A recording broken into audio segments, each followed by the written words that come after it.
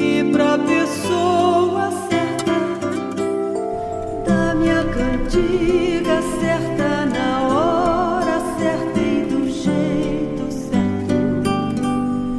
E pra pessoa certa, palavra é como pedra preciosa assim. Quem sabe o valor cuida bem do que diz.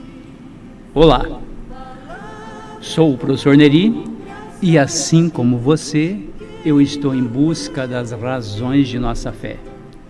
Olá, professora Idalina, tudo bem? Olá, tudo bem?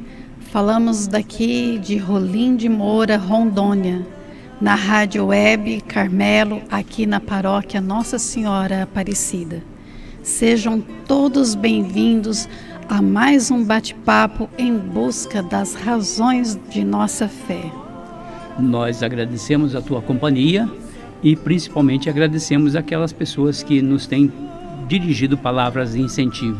Muito obrigado, um abraço e que Deus te abençoe. E também nos colocamos à disposição caso haja alguma dúvida. E este é o momento de invocar a presença de Deus em nossas vidas. E faremos isso junto com você. E vamos fazer a oração do compromisso. Ouçam e também rezem conosco. Senhor, Pai, Filho e Espírito de vida, agradeço pelo mundo que nos destes, um presente e um lar para crescermos construindo o teu reino.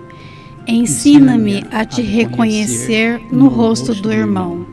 Ensina-me a servir a quem precisa, pois nele tu estás.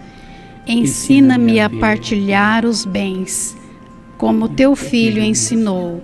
Ensina-me a entender que a singeleza do amor são dons do teu Espírito. Ensina-me a ter um coração puro, para que eu veja no outro a tua imagem. Ensina-me que a ação solidária é o caminho mais curto para o mandamento do amor. Ensina-me a ler tua mensagem nas páginas da criação. Ensina-me a buscar a luz da tua palavra, para iluminar onde vivo, meu trabalho e o mundo. Trindade Santa, que minha oração não fique só em palavras, que ela seja sementes que tu semeias através dos meus atos. Amém. E que Deus te ilumine a nós todos, nós aqui, você aí aonde você está, e que possamos todos caminhar na luz de Deus. E antes de começar o programa de hoje, quero pedir a sua participação. Deixe aí o seu like e também se inscreva no canal. E nós aqui agradecemos de coração a tua ação. E não se esqueça, compartilhe. Você que está vendo, comentando, você que está recebendo esta mensagem, estes comentários que nós fazemos, compartilhe. É assim que nós podemos todos ser missionários. E, como nos outros encontros anteriores, estamos então hoje no 4º encontro sobre o mês da Bíblia. Estamos estudando a carta de São Paulo aos Romanos e, só para relembrar, este tema que a igreja assumiu para o mês da Bíblia, deste ano, está baseado na carta aos Romanos, no capítulo 5 de Romanos, capítulo 5, versículo 5, naquele trechinho que diz: a esperança não decepciona. E você que tem nos acompanhado saberia dizer por que a esperança não decepciona? Esta é a proposta, é a resposta que nós buscaremos hoje. E realmente isso, né? Cristo nunca decepciona. Pelo contrário, Ele nos oferece certezas para as nossas esperanças de vida. E vamos então ao nosso bate-papo de hoje. Com você, Neri, vamos comentar alguma coisa? Hoje, como a gente já tinha enunciado, tinha falado, já disse também no início, vamos buscar a nossa conversa, nossa reflexão de hoje, a partir do livrinho da nossa diocese, da Diocese de Ji-Paraná, um livrinho preparado para os grupos de reflexão. Vamos estudar os textos dos encontros desse livrinho que foram preparados para o mês da Bíblia. Antes, porém, vamos recordar que Paulo, nesta carta aos Romanos, manifesta o seu desejo de conhecer e entrar em contato com a comunidade de Roma. Ele manifesta a sua intenção de visitar então a comunidade e quer chegar até a Espanha e, para até lá, levar a mensagem de Jesus até os confins do mundo. Porém, nós ainda não sabemos se ele realmente conseguiu realizar esse projeto. Ele afirma que pretende realizar esse projeto, esse desejo, depois de entrar as coletas, das comunidades para ajudar os pobres de Jerusalém, que foi comentado no encontro anterior. E sabemos que Jerusalém é do lado oposto de Roma. Por isso sobrou uma dúvida, Será que Paulo realizou o seu projeto de visitar Roma? Será que ele chegou até a Espanha? O que foi que aconteceu, Neri? A intenção dele, como a gente viu desde o início da nossa conversa aqui sobre a carta aos Romanos, a intenção era clara: chegar a Roma, conhecer a comunidade e chegar à Espanha. Mas parece que ele não conseguiu realizar esses dois projetos, esses dois objetivos. Ao que parece, de fato, ele levou a oferta até Jerusalém. Ele estava na região, vamos sintetizar aqui dizendo que ele estava na região da Grécia. A oferta que ele estava levando era para Jerusalém, no extremo oposto a Roma. Então ele destinava-se, ele queria ir até Jerusalém e depois, na volta, passaria novamente no nosso ponto de referência aqui pela Grécia para chegar a Roma. Mas parece que não chegou até lá. Não tem como a gente ter certeza, mas as fontes que nós temos, principalmente Atos dos Apóstolos, nos deixam essas dúvidas. Dão a impressão que, de fato, ele foi a Jerusalém, mas não foi a Roma. Ele temia chegar a Jerusalém e acontecer alguma coisa com ele. E isso está claro lá no finalzinho da carta aos Romanos. E parece que quando ele chegou a Jerusalém com as ofertas, ele foi aprisionado. Isso a gente sabe porque está explícito em Atos dos Apóstolos. Foi aprisionado. E então, como prisioneiro, é que ele foi encaminhado para Roma. Não foi então como missionário, como era o projeto dele, mas ele foi encaminhado para Roma como prisioneiro. E a tradição da nossa igreja, a tradição cristã, diz que no final dessa prisão, de um período de prisão em Roma, ele foi executado lá em Roma e, claro, daí então não pôde ir até a Espanha. Então não foi a Roma por vontade dele, mas foi como prisioneiro. Entretanto, como não temos nenhum registro histórico nem da execução, registro histórico, estou falando da história geral, não tem nenhum registro. O que nós temos, como eu disse, é a tradição. Não temos um registro histórico desses fatos, desses acontecimentos. Mas, como a gente mais ou menos conhece a personalidade de Paulo, conhece mais ou menos o comportamento dele, se de fato ele tivesse chegado até a Espanha ou chegado até Roma e depois a Espanha por vontade própria, por meios próprios, ele de alguma forma teria registrado isso. E nós teríamos registros externos também.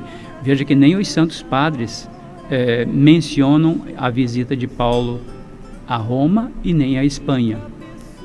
Então, não temos como comprovar a conclusão dessa missão que ele tinha se proposto. Mas hoje o nosso assunto é a carta aos Romanos, vamos a ela então. Isso até é engraçado, né? Ele foi executado em Roma pelos romanos, então conta aí, né, que você falou. Por isso, Neri, que é tão importante aprofundar, né, os nossos conhecimentos, estudar sobre a igreja, sobre os apóstolos, né? Estudar mais, ler mais, entender melhor os textos da Bíblia. E é por isso que estamos aqui, né? Exatamente. É por isso que estamos aqui ensinando para você algumas coisas, esclarecendo alguma coisa. Nosso intuito é isso mesmo, trazer essas informações e fazer elas chegarem àqueles que têm interesse em aprender sempre mais sobre as razões da nossa fé, né? Isso faz a gente acreditar mais na história e na igreja. E hoje, então, a nossa conversa vai ser sobre o quê? Afinal de contas, sobre o livrinho de reflexão. O que você trouxe aí para nós hoje? Continuamos rodando e estudando a carta aos Romanos. E, como a gente falou, né, como vamos estudar a carta aos Romanos, os nossos olhos sobre a carta dos Romanos, a carta aos Romanos, como eu disse, vai ser a partir do livrinho que a nossa diocese preparou. Ou seja, nós vamos estudar os textos que foram propostos pela igreja para o mês da Bíblia, mas a partir dos olhos que a igreja da diocese de Ji-Paraná preparou. Nos grupos e na igreja, o que nós deveríamos levar em conta? Aquilo que o apóstolo ensina em suas cartas. E o que ele ensina na carta aos Romanos? Ele ensina que a importância da fé e a importância da graça salvadora são os motores da vida cristã. É isso que nós veremos hoje. Todo ano a igreja traz um tema a ser discutido, né, no mês da Bíblia. E neste ano, é sobre a carta de Paulo aos Romanos, né? E que são eles o capítulo 1, o capítulo 5, o capítulo 6 e o capítulo 12, que a gente viu aí no livrinho, né? Bora lá estudar então? Vamos ver esses capítulos? Lá. Então, começamos já hoje a ver o capítulo 1 e o capítulo 5 e continuaremos nos próximos encontros. Nós vamos começar lendo e entendendo os primeiros trechos que a igreja nos propõe, a partir do material diocesano. Então vamos ler Romanos, para começarmos nossa conversa aqui, Romanos 1, capítulo 1, versículo de 8 a 15. Vamos ouvir essa leitura com bastante atenção. Então vamos lá. Lá no capítulo 8, né? Começa: antes de tudo, dou graças ao meu Deus por meio de Jesus Cristo, por causa de vocês, pois a fama da fé que vocês têm se espalhou pelo mundo inteiro.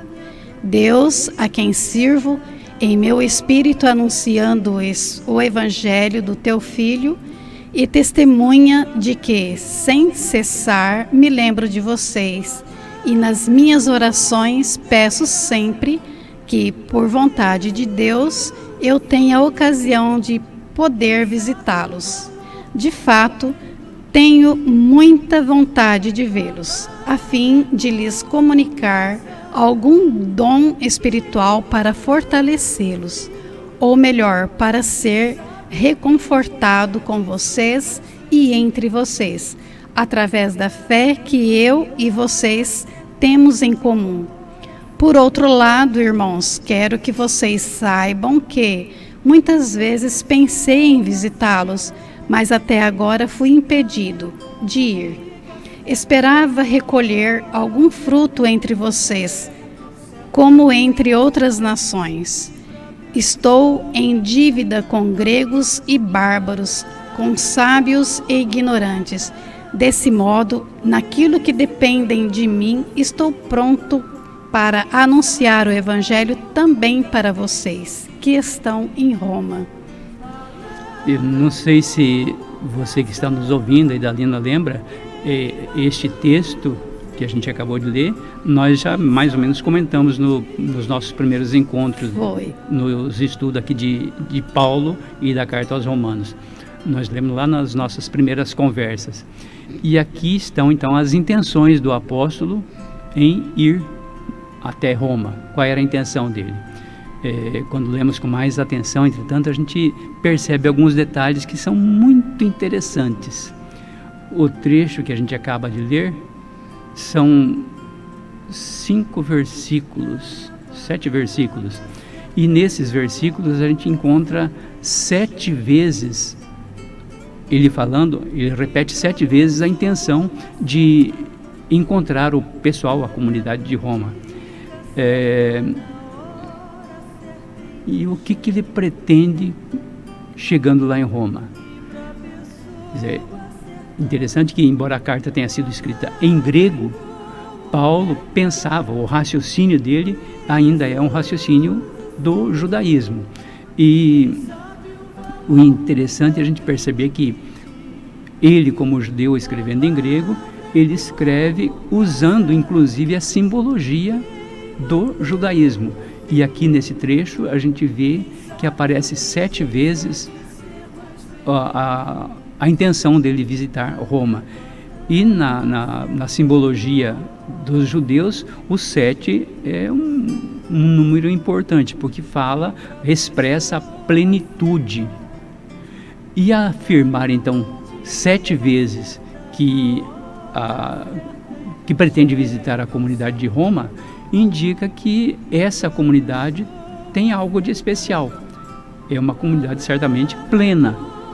Claro que não tem as características de uma grande cidade, a comunidade não é uma grande comunidade, mas é uma comunidade que tem uma plenitude. Talvez porque já nesse momento o Espírito esteja prevendo que ali em Roma seria a sede do cristianismo. Então é plena porque recebeu de Deus o dom de ser uma cidade importante, uma comunidade importante. E como sabemos, a continuação da carta, ele insiste na gratuidade dos dons divinos, na gratuidade da salvação. Eu vou só destacar aqui para você que está em casa, lá no versículo 8, onde começa a nossa leitura de hoje, por causa de vocês, é a primeira vez que ele insiste na vontade de conhecer. Depois, lá no versículo 9, a segunda vez que ele afirma a vontade de conhecer. Sem cessar, lembro de vocês em minhas orações. Depois, no versículo 11, afirma que tem vontade de vê-los, a fim de comunicar alguma coisa. No versículo 12, ser reconfortado com vocês e entre vocês. A quinta vez que ele expressa essa vontade, muitas vezes pensei em visitá-los, lá no versículo 13. E ainda no versículo 13, a sexta vez que ele expressa essa vontade, esperava recolher algum fruto entre vocês. E no versículo 15, ele diz que está pronto para anunciar o Evangelho também a vocês que estão em Roma. Então, 7 vezes ele insiste nessa afirmação. Quero conhecer vocês. De forma diferente, mas insiste 7 vezes nesse ponto. E então ele fala dessa gratuidade. Em nossos encontros anteriores, a gente já estava dizendo que um dos temas importantes dessa carta de Paulo é o esclarecimento de que a fé é o ponto de partida para a salvação. A fé é o ponto de partida para a salvação. E então não é o ritualismo cego, exterior, como era exigido na lei mosaica, na lei judaica, na lei anterior. Não é a lei que salva, não é o ritualismo que salva. O que salva, então, é a fé, e a fé como um dom gratuito de Deus. E aqui ele indica essa afirmação de que a salvação é dom de Deus, nesse trechinho que a gente acabou de ler. E diz mais uma coisinha ainda. Ele mostra que o dom de Deus, o dom da vida de Deus, é resultante da fé. Daí que a afirmação dele, logo em seguida, o justo vive pela fé. O justo vive pela fé. Então, pessoas que naquela época e que hoje são equânimes, que são justas, que são solidárias, essas pessoas, mesmo que não sejam cristãs, mas que agem de uma forma justa, essa pessoa tem de alguma forma fé. E para o cristão não tem como ter fé se não for justo. E evidentemente, como todo texto, esta carta de Paulo propõe um tema aqui na introdução, e no desenvolvimento da carta ele continua falando sobre isso, vai desenvolver, vai aprofundar mais essa afirmação de que o justo vive pela fé, e por isso ele se refere como um dom especial, um dom que reconforta. E esse dom, esse reconforto que nasce da fé, ele insiste nesse ponto. É a fé que eu e vocês temos em comum. A fé que eu e vocês aí de Roma, temos em comum. Eu quero chegar a vocês porque temos, eu e vocês, uma fé. E qual é essa fé? É a fé no Cristo ressuscitado. E você que está aí em casa pode reler. Confira lá os versículos 11 e 12 deste capítulo 1. Versículo 11 e 12 do capítulo 1, para ver como que ele insiste nesse ponto da fé no Cristo ressuscitado. Mas ele não para nisso. Isso foi o capítulo 1, a insistência dele na fé no ressuscitado. Lá no capítulo 5, ele fala explicitamente que a salvação é um dom de Deus mediante a fé. Lembra que ele fala? Lá no capítulo 5, versículo 1 a 5. Vamos ler até o versículo 8. Vamos ver o que diz lá. Tá, vou ler então. Assim, justificados pela fé, estamos em paz com Deus por meio de nosso Senhor Jesus Cristo. Por meio dele e através da fé, nós temos acesso à graça na qual nos mantemos e nos gloriamos na esperança da glória de Deus. E não só isso, nós nos gloriamos também nas tribulações, sabendo que a tribulação produz a perseverança produz a fidelidade comprovada, e a fidelidade comprovada produz a esperança, e a esperança não engana, pois o amor de Deus foi derramado em nossos corações pelo Espírito Santo que nos foi dado. De fato, quando ainda éramos fracos, Cristo, no momento oportuno, morreu pelos ímpios. Dificilmente se encontra alguém disposto a morrer em favor de um justo. Talvez haja alguém que tenha coragem de morrer por um homem de bem. Mas Deus demonstra seu amor para conosco, porque Cristo morreu por nós quando ainda éramos pecadores. Viu só? Então vamos entender o que ele disse e o que ele quis dizer. Esse trechinho, a proposta do livrinho da nossa diocese, que a igreja nos apresenta, é que a gente leia e estude nos grupos de reflexão do capítulo 1, versículo 1 a 5. Mas nós lemos até o versículo 8. E o que temos aí? No versículo, são 3 partes na verdade, esse pequeno texto. Dá para a gente perceber 3 assuntos diferentes. No versículo 1 e 2 são os frutos da fé. Depois, no versículo 3 a 5, as consequências das dificuldades, das tribulações, das dores. E no versículo 6 a 8, o significado da morte de Jesus para a remissão dos pecados. Porém, isso tudo só tem sentido mediante um ato de fé. Então vamos ver como que são essas 3 partes. Então, os versículos 1 e 2 mostram que somos justificados pela fé. Quer dizer, Se não existe fé, termina a conversa, encerra-se o discurso sobre Deus. Não tem o que conversar se não tem fé. Porém, se existe fé, significa que nós estamos unidos a algo superior a nós, estamos unidos a Deus, por meio daquele que nos revela Deus. Quem é que nos revela Deus? Quem é que nos revela a face plena de Deus como Pai? Jesus Cristo. Então, se nós conhecemos Deus por Jesus, através de Jesus, então somos conduzidos àquilo que Deus nos oferece. E nos oferece por sua mediação, pela mediação de Jesus,